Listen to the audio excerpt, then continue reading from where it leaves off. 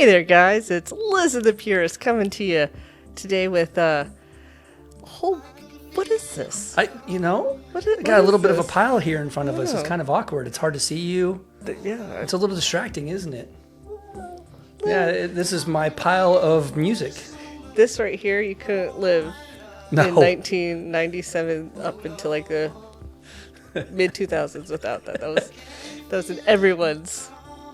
Well, first of all, just want to say that was a really good intro. Oh, thank you. I'm Much really better. trying. That was much better. That's what I'm talking about. Yeah. Getting into it. Yeah. Look, Welcome. I didn't distract or anything or divert into something else. No, it was perfect. I just Take had to away- bring it up. I love intros. I love Hey, doing man.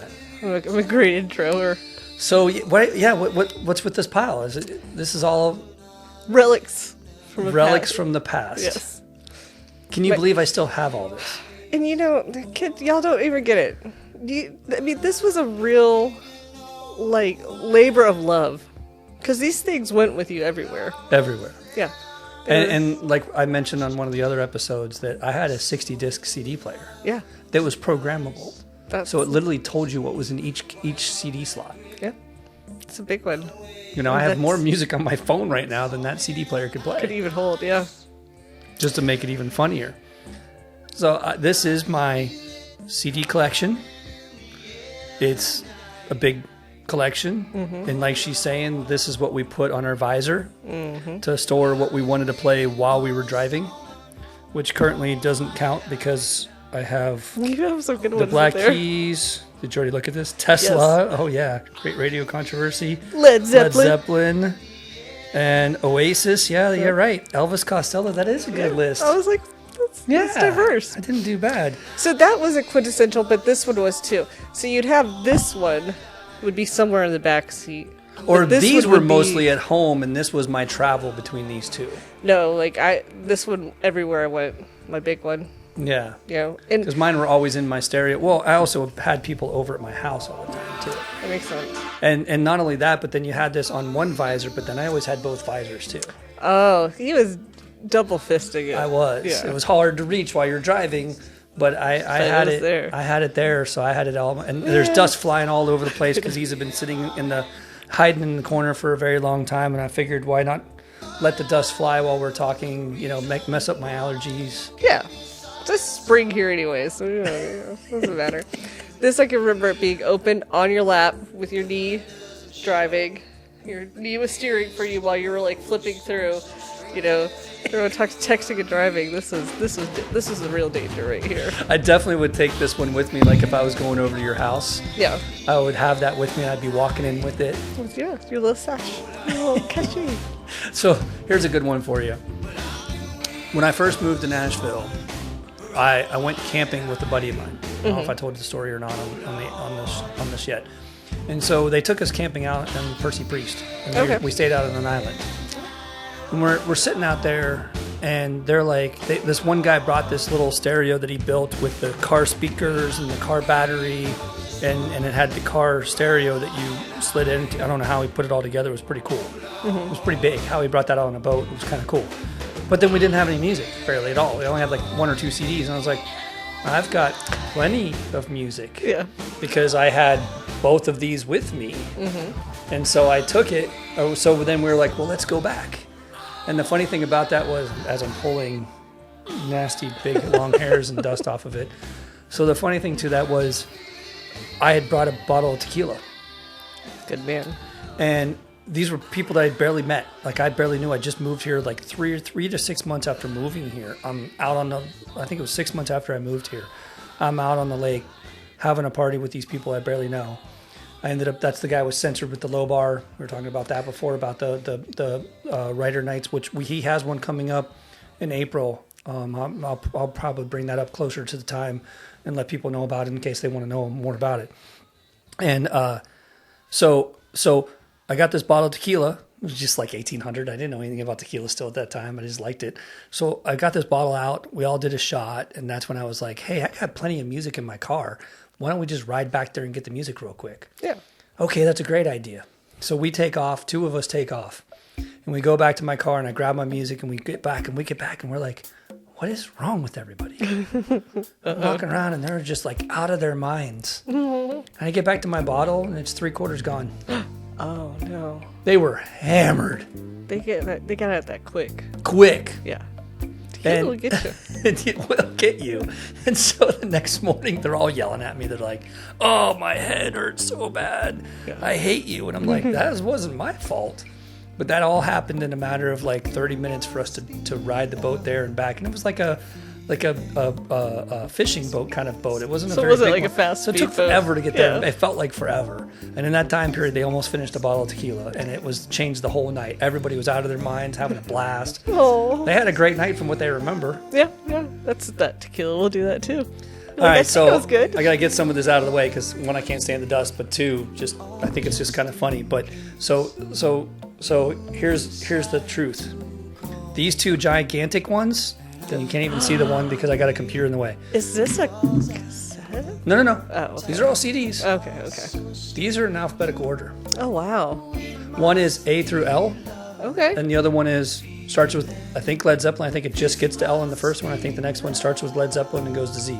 Oh, wow. Yes. These Thanks, are all Zappa. the extras I got after that I didn't want to keep going through, because when you try to reorganize alphabetical, it takes you forever. Yeah. You go back into B and you got to swap. All All the way back, yeah.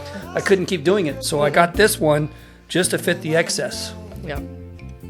That's how bad I was. That's a task. And those are like, 100 CD. I don't know. There's. I can't imagine how many CDs I have right now sitting right in front of us. Yeah. I mean, that looks like a 250-page book to me. If it is, they're filled to the max. There is Yeah. no room for any extras in any of these. They are heavy. So, like, the big tragedy of the late 90s, early 2000s is when your car was broken into and someone stole your CD book. No, that never happened to me. That happened to me. Oh, I would have been devastated. It broke my heart because I had a lot of Nine Inch Nail, like, when he was doing those halos. Yeah, So I have I- those too. Yeah, so Oh, yeah. I worked at Media Play, so I was getting them, like, right, because, like, they were hard to find, hard to come by, but as soon as I'd see them, you get, like, one or two, I'd go ahead and grab it. So I had a whole bunch. I had the David Bowie, See, I was right. It starts with Led Zeppelin. Led Zeppelin, yeah. Go to Nine Inch Nails for a second and see about that. Yeah. You keep. Yeah. All of these. Yeah. So, I don't know where it is. I think I have the CD case stored somewhere. But this one came with a tiny little CD also that had 2 songs. It's only like that big. Yes, I didn't even know how the CD player recognized it. Yeah. Nirvana. Yeah. But anyway, you were saying. I'm looking at that. It just brings back so many memories. I love it. No, like, so I had I had the David Bowie, I'm Afraid of Americans with Nine Inch Nails, like just some kind of like random, hard to get stuff, and it was stolen, and I was heartbroken, just so sad. And then my neighbor, a couple of houses down, he's like, "You listen to weird music? Do you want this Acid Bath CD?" And I was like, "Where'd you get that?" And he's like, "I don't know, this kid on the street is giving me these weird CDs and I don't have any desire for them. Like, would you?" I was like, "Those are my CDs." And so he went out and got my book back for me. But that's how my music collection was so weird and so random that it got stolen and it came back to me because they were like, "I don't even know what to do with these CDs." It's interesting you say that, because that actually did happen to me too. Not out of my car, out of my house. Yeah. They stole my CD player. My 60-disc amazing CD player. It's hard. It's And they took every CD out of it, put it in a bag, and brought it back to me. they were like, "No, thank you." The dad did, so I knew who stole it. Yeah. And it was a really sad story because the dad and I were really close friends. And the son was working with me, and we were trying to get him off the street. He was selling crack on the street. Oh, yeah. And so I got to know him, and he broke into my house, and he took all my CD, took all this stuff. And then when his dad brought it back, like, I had already filed a report and all this, obviously I had the cops, I had all this stuff done. He had broken through like a glass door, and there was even a big chunk out of his leg in the door, big chunk of skin and Dude, meat. yeah. Yep. And there's a big hole in his leg, and it's like, what, you can't put 2 and 2 together? Yeah. And of course the cops were like, "No, we can't We're not going to do a DNA test. Oh. It's not that big of a deal. You're not that special. That's not how this works. Well, I guess I am special. But then they called me so. like a couple days later and for an update, and I was like, oh, it's all taken care of. I already got my CDs back. And they're like, what? Yeah. And I said, yeah, my neighbor brought the CDs back. Clearly his son took them. And he was like, so they went and arrested the dad. And I was like, ah, damn it. No, that's not what I was meaning. Right. I felt horrible Aw. because we were close friends. And there was nothing I could do about it. Aw. And he wasn't going to rat his son out. Yeah. Stepson, Aw. actually. But he wasn't going to rat him out. So he went to jail for him, got a felony for it and everything. Can't carry a gun now. Oh, wow. All because he was going to keep his son out of trouble. Yeah. And You yeah, it think was you're doing devastating. the right thing, but it really is enabling. I went behavior. to jail to see him a couple times, and we got into it, not in a bad way, but just kind of like, what was I supposed to do? Like, I didn't know. Yeah. I've never they're been. gonna come arrest you. I've never had any of this stuff happen to me. Like, how are you supposed to know how to handle that situation? I didn't know to shut my mouth and say it's all. There's no what? No, Yeah. nothing. I'm not part of this street life. I don't know how these rules operate. So that happened to me. Yeah, he was like, I don't know, there's some weird CDs. Do you want these back? I was like, yeah, I do want those. I want those because they're mine.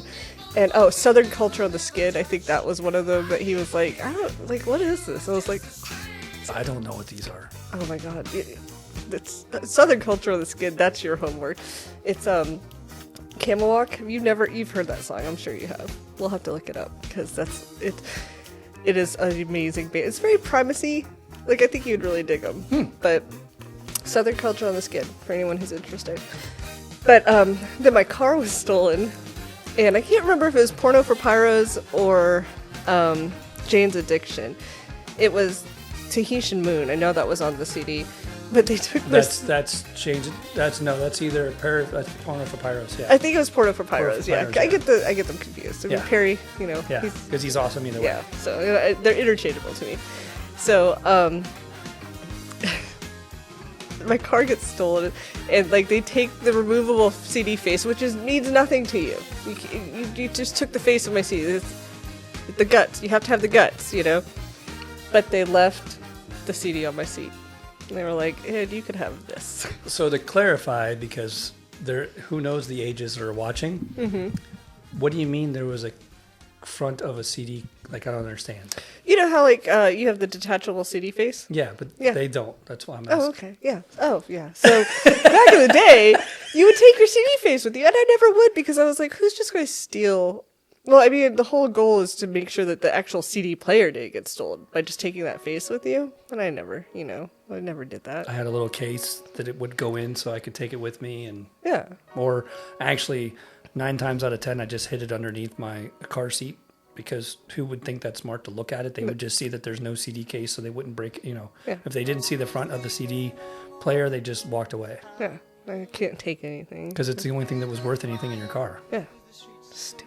Stole my CD face. And it was a pretty nice rude. one, too. It was rude. It was a really nice CD player in an 89 Toyota Camry. So, Well, I mean, I had a Plymouth Horizon, stick shift, and I had speakers in the back. Yeah. I mean, it was Oh, bumping. yeah. Of course, we had crappy cars with great stereos With great because sound. we didn't. Or usually, a lot of times, our parents helped us buy the car first or car, bought yeah. it for us, and so that was the only expense we had. Yeah. That was my first car, my Toyota, and it got stolen. And much like everything that happens to me, it does seem like it comes back. So like my CDs were stolen and they just came back to me. And then this car was stolen, and like I'm still talking to the cops. Like I was in Memphis and I was walking my dog. I just got back from the library and I took my 3-legged beagle out for a walk, and I hear glass shatter, and it's 12 o'clock at night, and I'm like, I hope whoever is getting whatever is happening is okay right now. But I don't feel like I could be that person to go rescue them right now. So I'm just going to say something to the universe and go about my business. And the way my apartment was set up, I see my car just go down the street. And I was like, that wasn't mine. So I like walk out to where my car was parked, and it was just a pile of glass. I was like, oh, well, I hope I'm okay. 'Cause, like, it just straight. Ouch. So the cops come, And they're talking to me, and they get like a little radio thing, and they're like, "Oh, we located the car." And it was like 2 streets down. They didn't know how to turn on the lights, so they hit another car, and it came back to me, but it was totaled. So Why was it totaled? that's what I said too. Because when I saw it, I was super excited. I was like, "Oh my god, my car's in perfect condition." And the cop was like, "Your tire's sitting sideways." And I was like, "Yeah, we'll just get a new tire." He's like, "Your frame's broken." And I was like, "Well, just fix it." He's like, "You don't fix a frame. No. Your car is totaled." You don't. Yeah. Because the car looked perfect. I mean, for an 89 29 Camry, there was, I was like, It was great. underneath, yeah. Mm-hmm. What the hell did they do to it? They stole something from someone else's car. And I guess when they left, they hit a car and messed up the frame or whatever. But we're all standing outside my car, and this person comes running down the street yelling, and he like gets up into my face. The cops are pushing him back, and he's like, "She just stole all my stuff. That's my stuff in her back seat." And I was like, "I didn't steal anything. My car just got stolen from me." So it was a real fun, eventful night. But, Wow. yeah. Idiots. I know. I was heartbroken. I loved that car. It was a good car. CDs. The reason why we brought this conversation up, the original point to it was we were talking about our first ones, the very beginning of buying music for ourselves. It's not what your sister had or what your brother had or what your parents listened to. You purchased for yourself. But what did we purchase for ourselves? It might have been influenced by your sister's parents, brother, sister, cousin, all that stuff. But what did you go out and get? Right. What was your and it's a big deal because it's, to your point, it's your collection. It's not somebody else's. You didn't have your friend's collection in your car. You would have been like, "Sorry, I lost your." These are it's things yours. that you poured your time and thought, process And money. Yeah, It was expensive back then. It was $13, $15 a CD, a cassette. The price some of them never 25, changed yeah. between a cassette and a CD. And that's just one. Sometimes they're double albums and they're like $30. Yeah. Yep. Big deal. We had to save money. I mean, that's what a lot of my money went into back then. Like, I get a paycheck, and I was like, I knew every paycheck would be one extra CD. Like, whatever I had to pay with my paycheck, I allocated a CD money. Like, so. Well, here's a good one for you. So, remember when we bought CDs back then? They weren't just the little CD case. They were the big box. And your CD was like on the top of it or whatever, and it would have this big display on it about that band, whatever it was. And it was the way that they marketed them or the way that it was easier to flip through them or pull them out. I don't know why they did it that way. Maybe it was harder to steal. I have no clue why they did it that way. But it was always the most awesome artwork on these covers. And I loved it because of it. So every one I bought, I sat there and cut out the edges and took out the top piece of it, and I would tape it to the top of my room on the wall. And I made a banner, like a border across, almost like my own trim, my crown molding, through my room of every CD I bought. And I just started in the corner, and every time I bought a new CD, I plastered it up there and taped it up there. And I had it, by the time I left my parents' house, I had it all the way around my bedroom. Oh. And had more that I didn't know what to do. Or I would take one down and remove it and put a better one up there because it was more cooler because I had bought it. I know, look at when you opened your L book, L through Z, looking at the CD books. That was like, it was my favorite thing, to get the CD, open it up and pull that book out. And like, I read it from cover to cover. What was really funny is when you got a cassette.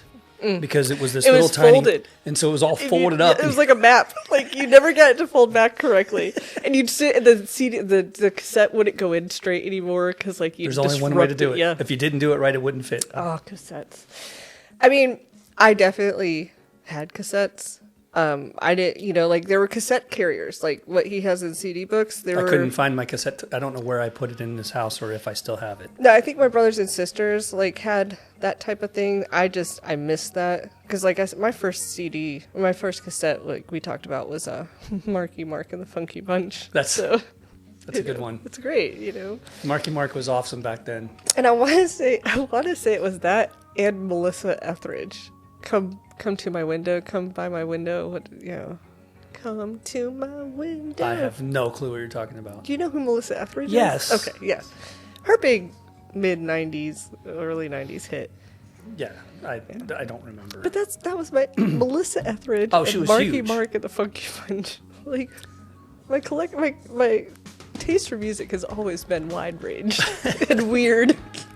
Well, so by the time you were buying your own music, it was mostly CDs. Then is what you're saying. You really weren't really buying cassettes. Whereas I started with cassettes before CDs existed. Yeah. And then started into the CD world. Like I didn't have CD. Like I remember when I can tell you my first CD. I think too.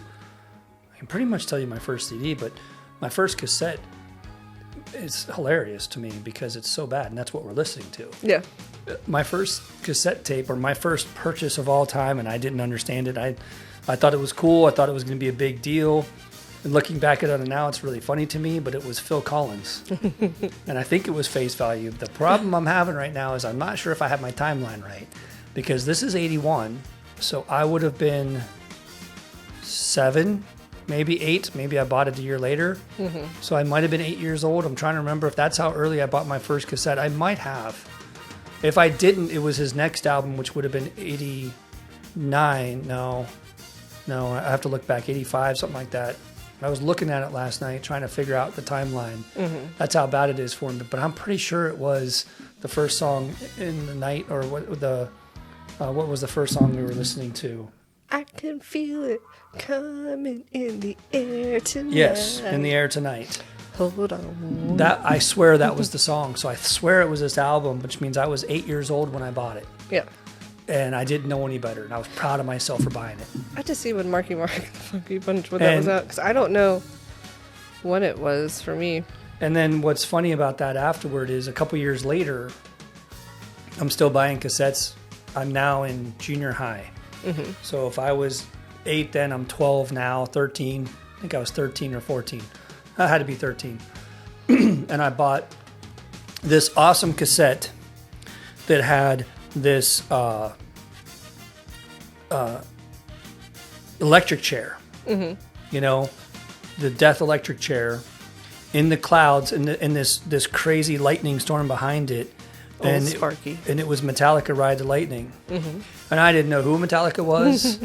I just thought this cover was so cool. Yeah. And I used to buy music back then based on how cool the cover was. This is how bad I was. I'm one of those people that just fell for it every time. Yeah. And I bought some really crap back then sometimes. Oh, yeah. But I bought this crazy album called Ride the Lightning. I knew nothing about Metallica, barely knew anything about heavy metal at all. Yeah. I was listening to Phil Collins, you know, and I buy this and I put it in the cassette player, and I'm like, this is amazing. Unbelievable. Yeah. And one of my best friends at the time in wrestling and sports and everything, he was a big musician kind of guy. His brother was a big musician. He was always playing hardcore music.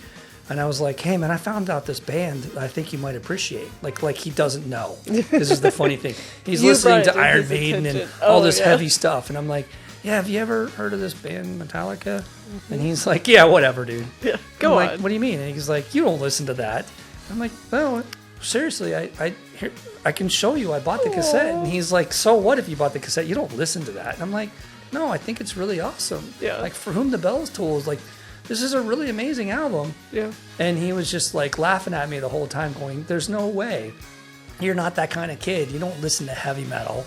And at that time, we considered that heavy metal. Looking back, it's not even really heavy nowadays. Yeah. That's still just hard rock almost. It's barely heavy metal for how heavy music has gotten since then. Oh, yeah. And some of the death metal and all the craziness that's happened then. But it was so funny. I was like, no, this is really awesome. That's so cool. I was addicted to Metallica for the rest of my life from there. Oh, that's a good addiction to have, Metallica.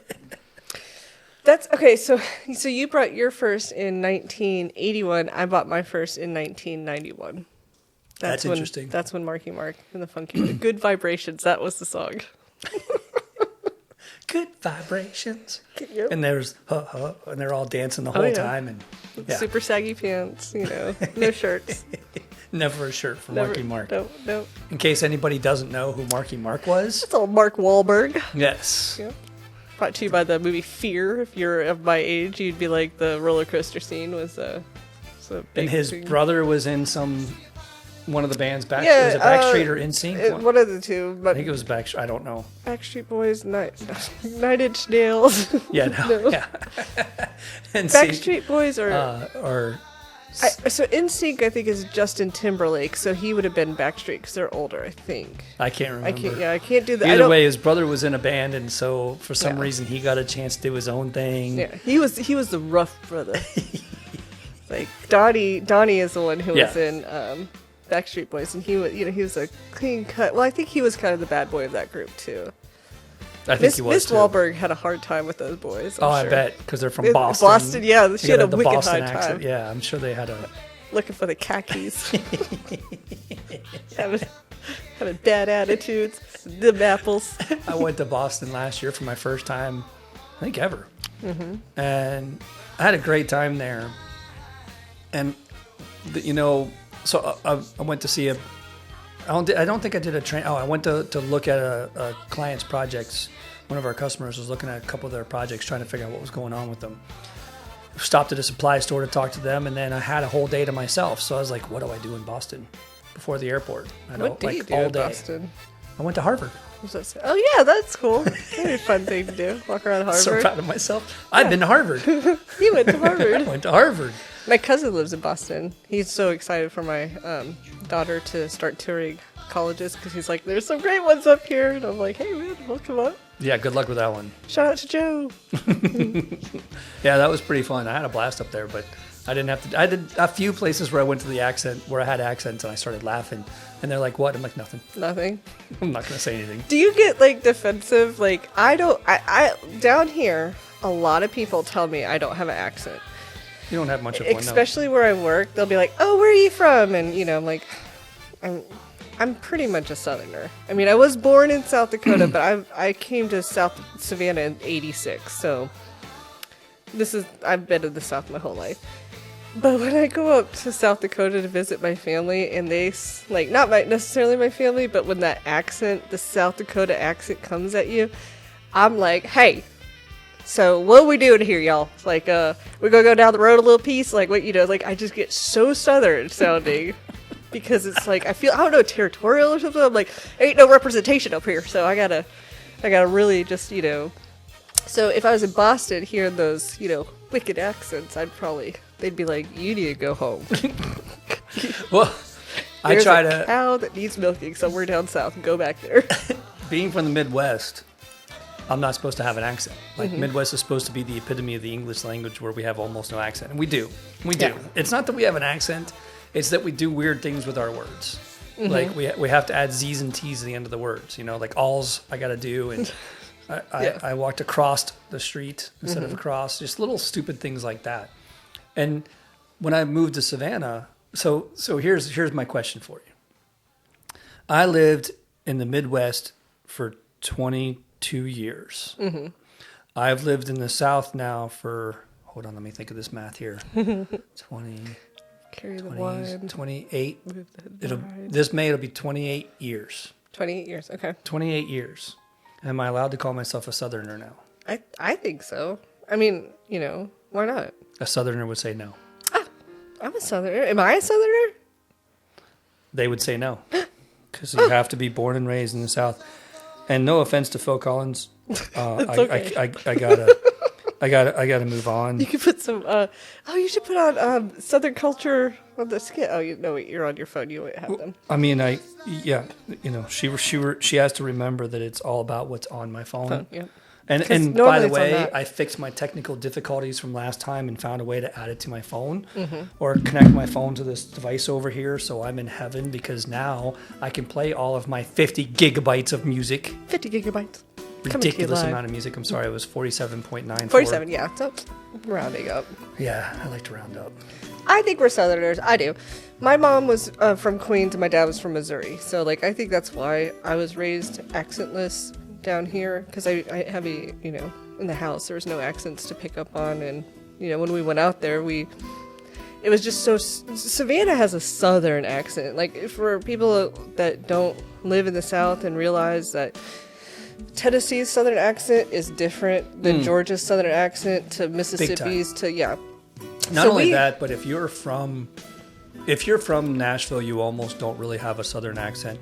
If you're in Nashville and you're talking to someone who has a really strong accent, they're usually from Texas. Texas, or like they're surrounding areas of Nashville. They're like, Yeah. Las Casas, like the areas that are more rural. Right. Country. No, Tennessee has a southern accent. Yeah. Nashville does Nashville not. doesn't. Yeah. But Georgia got that slow southern drawl. Slow. So like, Not only is it the slow southern draw, but well, first of all, they always say "bless your heart." bless your heart, baby, bless your heart. But on top of it, I had learned that their slow southern accent was an act, and I don't mean an act like they couldn't, like they were faking their conversation, but they do this slow southern accent, and they talk all nice to you, and there's always a catch. They always want something from you. Yeah. Or the backhanded southern compliment, Yeah, that. Oh, I'm very good at that one. Yeah. I'm notorious for that. It's like, wait, you walk away being like, wait a minute. I don't feel so good about that anymore. At first it felt good, but now I'm thinking. But when we moved down to Georgia, my mom, she would have her secretary translate for her. Because she'd be like, I don't know. Really? Yeah. It was Wow. hard. It was hard for her to understand some. I have some moments with Yeah. phone calls I get for tech support where I'm like, I can't understand a thing you're saying. I'm pretty good about a southern accent, so if I can't understand you, please You get the speak big clearer. ones. Because they try to talk, so southern and so fast that it's Yeah. like, dude, you're not making any sense. Or like the dialect is just, like. it's just terrible. Yeah, what, mash, but. Well, so when I lived in Savannah, my best friend down there from South Carolina, he spent years getting me to slow down, stop acting like a Midwesterner, stop using my Z's and my T's. Like first I was like, what are you talking about? And then it took me like 3.5 years to stop talking like a Midwesterner.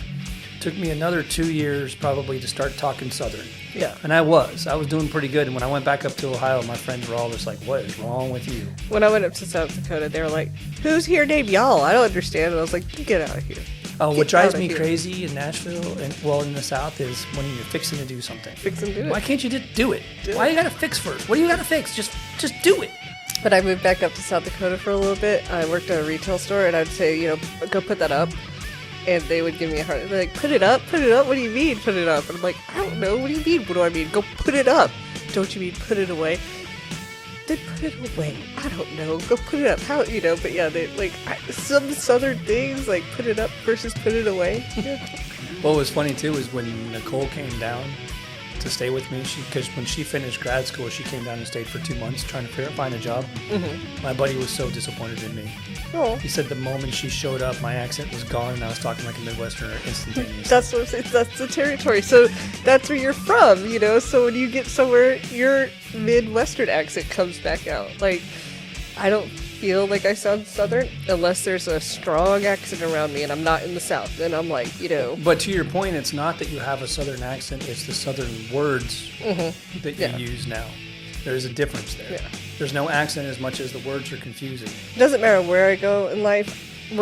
The one thing that happened to me in Georgia, and then we'll get back to the music because there's something about CDs in Georgia. But we moved from South Dakota down to Georgia. I go to a public school for kindergarten, and they're like, now, if you don't learn anything here, you must learn how to use, you can't come into the school unless you use the word y'all. And that's the first thing I learned in Savannah, and I cannot form a sentence without saying y'all to save my life. Like, it has been so, y'all is a part of me. I am y'all. I don't. I do. But to your same point, I was sitting downtown at, it was Bailey's Sports Bar. Now it's Whiskey Row or something like that. And I was sitting at the bar because I had season tickets to hockey for like 9 years. Yeah. And I went downtown all the time. So I was sitting there talking to these two older couples, and I couldn't resist. I was sitting there listening to them talk. Could tell that they're from the North, not the Midwest, the North. The North. There's another whole conversation there. And I just looked over and I was like, y'all from around here? And they got so excited. They're like, yay, we're talking to a Southerner. Oh, this is so awesome. And I'm like, really? And the guy next to me is from Pittsburgh going, what the hell? He's laughing his butt off me. And then he's trying to talk to me. And I'm like looking at him going, dude, you're ruining the moment. Wait, I want to talk about that. So we had this great conversation, but it ruined my fun of torturing these people, talking like a Southerner as long as I could to see how long it would last. Yep. I made it for about 5 minutes, and then I got distracted by this guy and had too much fun talking to him and never looked back. But We had to drop I y'all. did so good. Y'all I was from around proud here? of myself. I held my own, and talk to Southern as I could the whole time. And yeah. I do it. I like to pull it out. Pull out my soda. Especially if I go through a drive-thru. I like to be like laying on real time. Hey, baby. Can I order a #1 extra cheese? But, okay, anyways, back to CDs. So, I want to say I had a Walkman, like for the cassettes. Of course. But I had the Walkman for the CD in Savannah. And I don't think I had bought my first CD yet. So I was stealing my sister's CDs. And I remember I'd walk around on that island with my headphones on, just hoping that someone would be like, what are you listening to? Like, I'd see someone coming down the street and I'd be like, click my song back just in case. No one's ever going to ask, but that was a hope in my heart. Because I was, Nobody cares.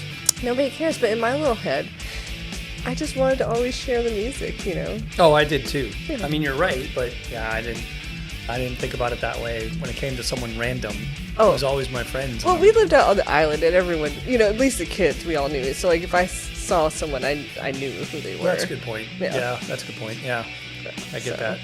I'd always get so excited. I'd be like, because I was listening to Beck a lot, and I was like, someone's going to come and ask me. Beck was awesome. Yeah.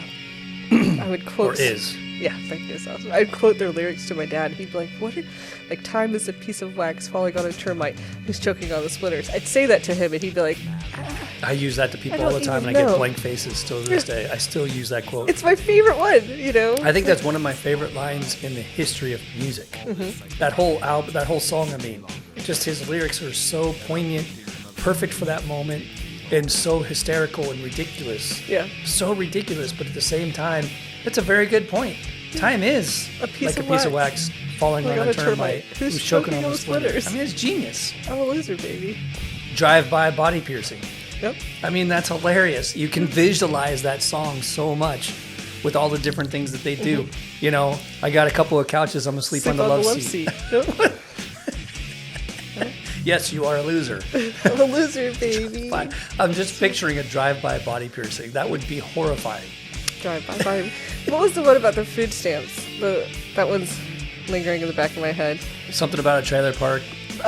Taking all your food stamps burning down the trailer park. Yeah. Yep. Love it. But I'd sit there and be walking up and down that street just waiting for the one kid to be like, what you listening to? I'd be like, don't mind if I do. And like take it off and share it with them. How many times did you sit next to a friend of yours and had one earphone in your ear and one earphone in theirs?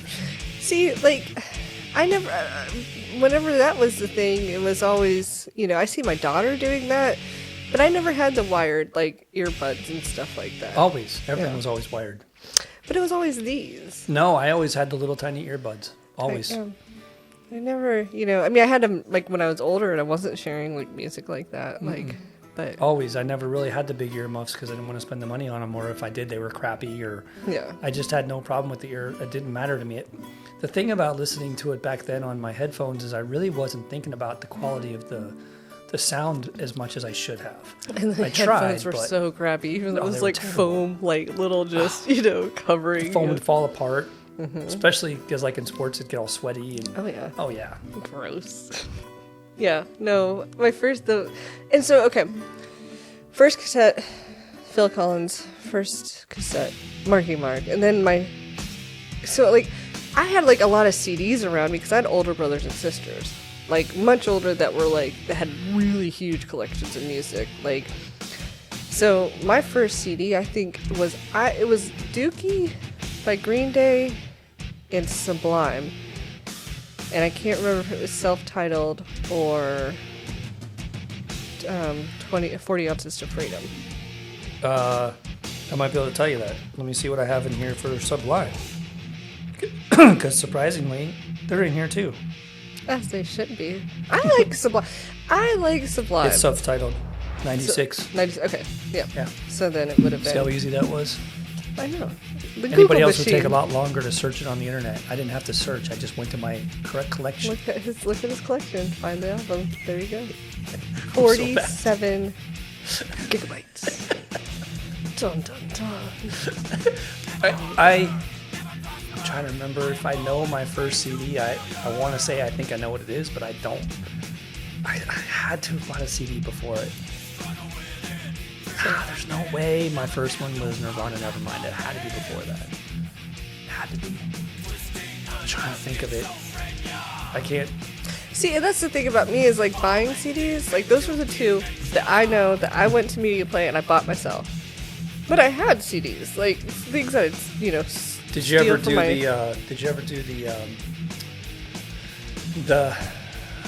the mail-in where you picked your CDs and you could pick like 15 for $1? Publishing house type thing? Yes. No, I wanted to do it so bad, but I was so scared that like I was going to enter some kind of mail fraud thing and get myself in trouble with my parents or something. No, what would happen is you kept getting billed every month because they would send you, then from after your initial ones, they would send you a random CD every month, and if you didn't pay for it, then you would go on your credit. Collect. You'd go to collections.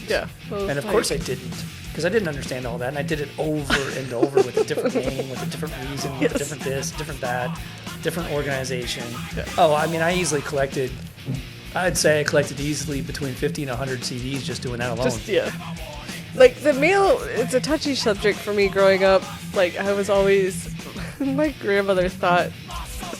She was a much older woman, and my parents were trying to hide her mail because she'd send a lot of money to, like, charitable things and stuff. So one day I brought her the mail, and I was really little. And she, like, wrote the president. It like got the postmaster in trouble. It like did some really crazy stuff, and so like it's always been like, don't mess with the mail, Elizabeth. So I'd see those and I'd be like, I can't mess with the mail system. I don't know, it's some kind of weird PTSD thing for me. But yeah. How about, did you ever take a cassette tape that you bought, for example, and you had all your friends that wanted to listen to it too, and you would record it from one cassette to another? Yeah. And do you remember having to tape that's the what top that's so they would yes, so that you that's could? Why I brought it up. Yeah. I had to think about it for a second. Yeah, because you couldn't if the tap like that was like their anti-piracy, like and we're like, we figured you out. We're just going to and then you would buy this CD or cassette. I'd buy this cassette, and then we'd record for each other, so we all get the same one, but someone would have the master. Yep. Oh yeah. So my one of my best friends in high school at that time lived like a block away from me, and we were listening to extremely heavy stuff: Slayer, Wasted Youth, Dead Kennedys, hardcore punk, all this crazy stuff. And his parents took it all away. Oh. They kept saying, this is bad for you, you shouldn't listen to this. And so I kept recording them for him. And I talked to his parents again. There's a long story to all this, but I talked to his parents again a couple of years ago about it. Because he ended up becoming like a meth head or something. Like he was a high enough GPA to get a full ride to college. Yeah. And he was bowling, and he had bowled a 300 at 18. Oh. So he had a free ride to like Tulane in Louisiana. Yeah. Flunked out in the first semester. And then came back and went to like Kent State or somewhere in Ohio and just didn't care. Yeah. Ended up moving to Cleveland, to Cedar Point. Ended up working at Cedar Point, which is in Sandusky. It's about an hour and a half, maybe about an hour away from Cleveland. But he moved to Sandusky. He had done it one summer and liked it so much that he just moved up there and lived his life up there. Yeah. And got into music like you wouldn't believe. Like went down a rabbit hole that would freak you out. Oh. And one of my friends and I went up, three of us actually, went up to see him once. I think one of them was already living up there. We went up to see him once. And we knew that that something was going on. We hadn't heard from him in a while. So we go up there and we walk into his house, his apartment, and the door was unlocked and it was kind of like cracked open a little bit. Oh. And we walk in and there's a mattress on the floor covered in blood, glass everywhere. Oh no! And we're like, what the? And we're freaking out. And he doesn't wake up, and like we're trying to yell for him, and he finally comes out of his room and he's like, oh yeah, we just had fun last night. We're just goofing off, and I'm like, kind of fun deal. What is this? Like we were freaking out, and it was bad. And he told me, he showed us this video. He's like, yeah, you ever heard of Gigi Allen? Have you ever heard of Gigi Allen? No, I don't think so. This dude is so bizarre, so hardcore punk. Like this is not my version of punk when I think of punk. This is so hardcore. He literally live on stage would shove a banana up his rear end. Yeah, sometimes, yeah. There's certain things that I have limits to, and this guy was like so impressed with how far this guy would go Yeah. that he thought it was awesome, and we're both looking at each other going, no, this isn't awesome at all. Yeah. There's no reason for this, and he's showing me like live videos that he had from VHS tapes and stuff like that, and we're just going, no, this isn't. I don't care. Sometimes too far is too far. So then a couple years later, he finally gives up and moves home, and I went to see him, and he's got fucked up teeth. So I was like, oh man, you got into crack or meth or something. You went down a dark hole. Yeah. And he finally had to move home to take care of it. Aww. And so I was talking to his parents about it. Yeah. On a random conversation, because I was still friends with his parents all these years. They came to Nashville once. Yeah. That was a fun time, and I think it was when they came to Nashville, it might have been, but I talked to them about all this, and I said, why did you take his music all the time back then? And they were like, because it was something he shouldn't listen to, and it was bad for him and all this kind of stuff. And he said, but somehow he kept getting the music back. You're I was like, yeah, that was me. They're like, what? I was like, yeah, we were best friends. Of course I gave him the music back because I was listening to it too. Yeah. I didn't see your problem. And of course, looking back on it now, was it the right thing to do? Because clearly he needs help. Yeah. Clearly he went down a dark path I did not go down, even though I listened to the exact same music. Thing. Yeah. It's so weird. It's, it's the age-old nature or nurture. We can all be exposed to the same things, but, just really kind of depends on what those influences are doing other than the music and stuff. I love this song. I don't like Wish you guys censoring. could hear what we're listening to, but I'm afraid that we probably won't be able to. So for the record, I'm listening to Metallica right now, and this song is called... Oh, yeah, you're probably not going to get to hear this. Yeah, because they're so hardcore about their music. Yeah. But this... Chances are. Show me the song. You gotta listen to Elizabeth's obscure music to get it. This is from their Garage Band album. I love this song. It's not... Look, I can just keep saying it because the way I have it listed, I don't know how to look at it. It doesn't show me the whole song. I can't remember this one. In the Out, something... It's a great song. Dang it. I'll write it on there. I'll put it up when we're talking about it. We'll let you know. Because this is one of their best, especially this album, The Garage Days, is so great. Yeah. There's some good... I like some Pantera, some Cemetery Gates from Pantera. Like, I'd listen to that one on the I went to see Vulgar Display of Power. Oh, yeah? I went to that concert. Was it awesome? It was Vulgar Display of Power for sure. For sure? Oh, it was awesome. Good. It was great. And I think... I'm trying to remember if that's the one that... I think a band called Badlands opened up for him. And for some reason, I enjoyed Badlands so much I bought their shirt instead of Pantera. You're like...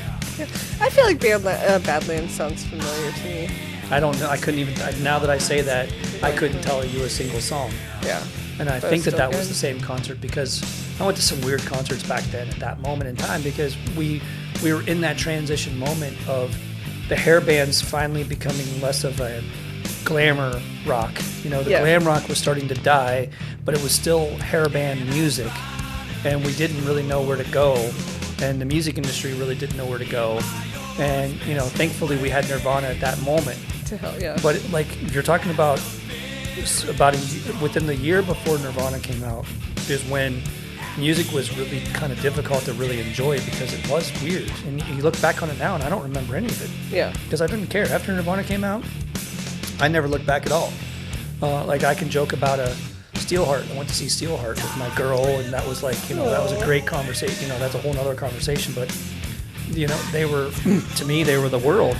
And 6 months later, I never looked back for over 20 years before I went back and listened to Steelheart again, and I laugh about it now. I'm like, this is what I was listening to? Yeah. I mean, the highest pitched voices of all time, puts Led Zeppelin to shame. Makes Led Zeppelin look like a normal band because that was a high pitched voice back then when he was singing at the peak of Led Zeppelin. Yeah. That was a very high pitched voice. Yeah. Rush had the same thing. They all had high pitched voices. And then all of a sudden it went to these crazy glam bands, and yeah, it was terrible. Did I tell you what my one of my next tattoos is going to be? Please tell me it's going to be a glam band. It's going to be, the song Pour Some Sugar on Me. I'm getting that live. I'm getting I'm hot, sticky, sweet. All right. Not only did I see that live, Okay. here's a good one for you. The original video for Def Leppard. Yeah. The original video. One of my friends at the time, and he was a couple years older than us. He was, when we were in junior high, he was the guy that got us beer or got us alcohol of some sort. He was the big brother. He was the dude. And we would get drunk at freaking 13 years old. Like I should not be drinking. I was smoking cigars and drinking don't condone this behavior. behind the McDonald's. Oh. I mean, I'm from middle of nowhere. That was the cool thing to do. There was this little picnic table or two behind the McDonald's off in the grass, and that was our hangout because we couldn't drive yet. Right. And so everybody else Roll was over driving. there. So if you had a friend that was 16, you'd jump in their car and you'd cruise through the downtown. It was so cool to do. That's all we had to do. And so this one dude was in the video. He's in the video. He's in the video? And it's like blatantly right there in his face in the video. Like you can't miss him. Yeah. It's close to the very end. And he's standing there with his arms up, rocking like this. And it's right there in his face. Yeah. And he made the video. He made the video. Epic. Like Epic. for him, that's his 15 seconds of fame. He never did any more after that. I mean, he lived off of that moment for years. Forever. We all were like, "You're the man. Yeah. You were in. Pour some sugar on me. You're awesome." It's the best. And all I can ever think of when it comes to them is Couldn't tell you his name right now. but you know he's in the video. He's there. But yeah, I'm gonna get I'm hot, sticky, sweet from my head to my feet, but I'm gonna get ice cream cone melting, and I'm gonna have those around it. I think it's gonna be pop art. I'm really excited about it. I wish I had the time But to do a sketch for you for what you need to have on your body. Yeah. What do you You think ever about? You think she needs one of Rick's masterpieces on her body somewhere? Yeah, I can definitely do it. I will do it. I will tattoo it onto me. A pink bunny? A pink bunny. I have a reverse mermaid, so I'm down. That's true. A pink bunny's nothing for you. Yeah. Like, I have some weird tattoos, so. I told Nicole the other day that I finally came up with the tattoo I wanted. Yeah. And she's like, "What?" And I explained it to her, and she's like, "Okay, I get your point. No, you can't have it." I'm like, "What do you mean? You have tattoos. Why can't I?" And she's like, "It just seems weird that you would finally get one after all these years. Like, you're not allowed to have one. Like, you have to stay pure." Oh. I don't know. I was like, "What? You're gonna be turned off by me if I? What? I don't understand." And she's just like, "I don't think you can ruin your body with a tattoo." And I'm like, "But why are you allowed? Doesn't make sense. Hey, man, I didn't get any of my tattoos until I was in my 30s and 40s, so, like, you know. I don't really want to get tattoos." Yeah. But I finally figured out one that What'd you I want? could have. What'd you want? What'd you get? My pinwheel for my logo. Oh, okay. Because, I can't believe I didn't think about this earlier. If I had thought about it a couple years ago, I would have done it. But that pinwheel has been with me for almost 20 years. Yeah. And it's not going nowhere because it's the logo for my Concrete Mystique podcast too. Mm-hmm. I thought I was gonna do something different. And as soon as I realized that I needed to keep that exact image because that's what everybody knows, I was like, I'm stuck with this forever, and there's nothing wrong with that. Like I'm never gonna want to look back and go, I don't like remembering the days of when I controlled this company and when I did all this kind of amazing artwork and everything. That is a big deal to me. Why not put that on me? Yeah. That's the one thing I can agree on, and I will have no issue with. Yeah. Of course I can do Spider-Man, but then what pose am I going to do? What situation? This just to put a pinwheel somewhere on me seems like no big deal at all. And she was just like, it's not happening. Veto. Can't do it. Like veto.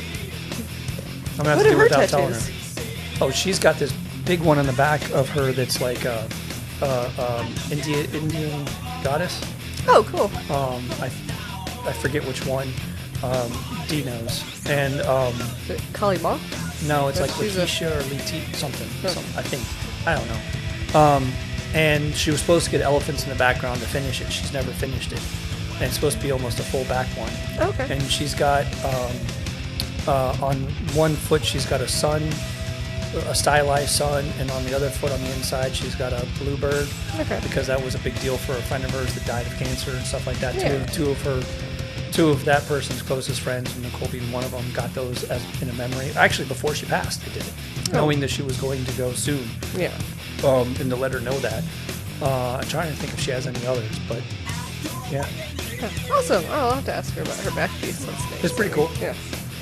I can post a picture, ignore her about it. Yeah. There you We go. got pictures. You got pictures. They're not very good because it was an old camera, but we got pictures. Hey, but you got new cameras. She got it between kids. Oh, that's awesome. Yeah. Yeah. Well, She wanted to do it before she got pregnant again. Mine are weird, but Yours are very weird. I love them. Sadly, yours are the reason why I don't think I could get tattoos. Really? I can't go there. You can't. I can't go there. Yeah. See, everyone's like, you got it has to be something. It has, Well, but I have a master's in painting, and so you want me to come up with a design and then trust you to put it on me? Yeah. Well, you can draw it. And But it doesn't matter. I still gotta trust that you're gonna do my art on me. yeah. I can't trust you. Can't trust it. I can't. I draw the line there. I don't care how good you are as an artist. I still don't know if I can believe that you can do what I want you to do. Yeah. Explaining it to you. I just can't wrap my head around that at all. Yeah. It's the same thing as like if you ask me to do a painting for you, and I've done commissions, no big deal. But when I do a commission, it's my way or the highway. Yeah. Like you're gonna give me your idea, and I'm gonna do it based on your idea. But I'm gonna do it my way. I'm gonna do it with my quirkiness and my weird stuff. That's fine because it's just a painting. You can sell this painting. You can take it to the next house. You can move it anywhere you want to. You can throw it in the trash. Doesn't matter. But to it's do it gonna on be your body the rest of your life. for the rest of your life, no. That's where I draw the line. See, I don't care. I'll have a dinosaur hugging a teddy like a grizzly bear, and Not a chance. There's be down no with it. way I can wrap my head around the longevity of that. But I could do a pinwheel. Like that one I can fly. I'll accept that one. Because there's a memory to it and it's easy to do and there's no issue. I don't have a trust issue with that. I have a trust issue if I come up with, because one of my other ideas was to do like one of my crazy, I have this bunny picture that I was working on for my newest painting. And at the time when I was working on my concept, I was like, that would be a really cool tattoo. That would be really cool. I don't think I could trust you to put it on me. I really don't. Well, then you get a tattoo done. Tattoo yourself. No. Yeah, It hurts. No, it doesn't hurt that much. Yeah. I'd be like Phoebe on Friends, and she got a little dot. Yeah. I just watched that the other day because Rosen wants a little dot. Just a little She's dot. like, yeah, can't you tell? It's a planet. It's the Earth. It's the planet. It's from out in space looking at our planet. Like, what? Really, really far away. Little blue dot. I like it. No, my calf, like, my thigh tattoos didn't hurt. My calf tattoo hurt. That one. I was like, this might be the I really last. hope they don't flag Metallica. I'm going to be so excited. If They're they- totally going to flag Metallica. Do of you all not the bands remember for me to play. Napster? I know. Well, I'm hoping that they grew up because they finally gave in to the internet with their newest album, 72 Seasons. I can't. You know what 72 Seasons stands for? No. Since they were 18. That's how many years they've been in a band. Oh, that's so cool. 72 seasons. That's 72 seasons. That's 4 seasons a year Yeah. times all the years. Times all the years. That's funny. Dee and I were talking last night about leap year. I explained that to him. He doesn't know. They don't have leap year in India? I don't know. No. But he was like, so people don't age if they're born on this day? I was like, no. People are just ridiculous to make dumb jokes about it. They're like, I'm 10 today. I'm like, nah, you're 40. Yeah. You're not 10. We all know you're I'm going to act 10, though. Yeah. I'm 16. Nope. This is from Under the Lightning. I like it. Well, I think we're good. Did we hit an hour mark again? Yeah, we did. Oh my god. It just seems so effortless, you know? Even when I looked back earlier, it was like 46 minutes. I was like, okay, I'm not going to say anything yet. No. But yes, we were cruising right along. Well, rock on. I like it. We did it. We do a good job at this. Yeah. So, it was fun. It was a good one. I like this one. It was good. I like them all. Have a good time. Y'all let us know what you think. Put a comment down in that comment section. Yeah, we want to hear what was your first cassette, CD, digital Tell download us. for some of you youngsters. Oh, Where y'all did have you it start? so easy. Like, more choices. Not only that, but they don't even have to download. They can No. just listen. Stream. Stream. There's the streaming. There's stream babies. They don't have to work anywhere near as hard as we had to. No. Reading Hit Parader and all the other magazines to find out what the new stuff was that was coming out. yes. Watching 120 Minutes on MTV. Yep. They have no idea Yep. how easy it is to find out new music now Hours compared to when we spent tried. in like the record stores. And like I said, yeah, buying that random picture because it looked really cool, and that album was not cool at all. No, you had one good song. Yeah. That was always a bummer. You'd hear the song. You knew it was like when you watch a trailer, and it like and you're like, oh, I'm going to go see that movie. It's the best. It's going to be the best movie ever. And then you were like, they showed all the good parts of the trailer, though. Yeah. You know, so like that's how it was. Like you would hear the radio song that they released, and you'd be like, I'm buying this album. It's going to be lit. It's going to be awesome. And you'd be like, what the hell? The biggest thing to that is all the one-hit wonders. Yeah. $15. Because back then on you this couldn't shit buy CD. one album or one song. I mean, you couldn't just buy one song. There was no singles. No, had they had to. single cassettes. Like Well, they had there was some- EPs. yeah, They had EPs that still had 4 or 5 songs on it. And lighter. sometimes yeah. those were still just as bad. But yeah, no, there was no way around it. If you bought a one-hit wonder, you bought one great song on an entire album of nothing. You bought a CD that you liked every song. You felt like you hit the jackpot. Yeah. You were like And then you obsess over it. obsessed over it. Still Yep. obsess over it. Yeah, me too. Everybody have a great night. Thank you for Enjoyed coming. it. Thank you. Bye.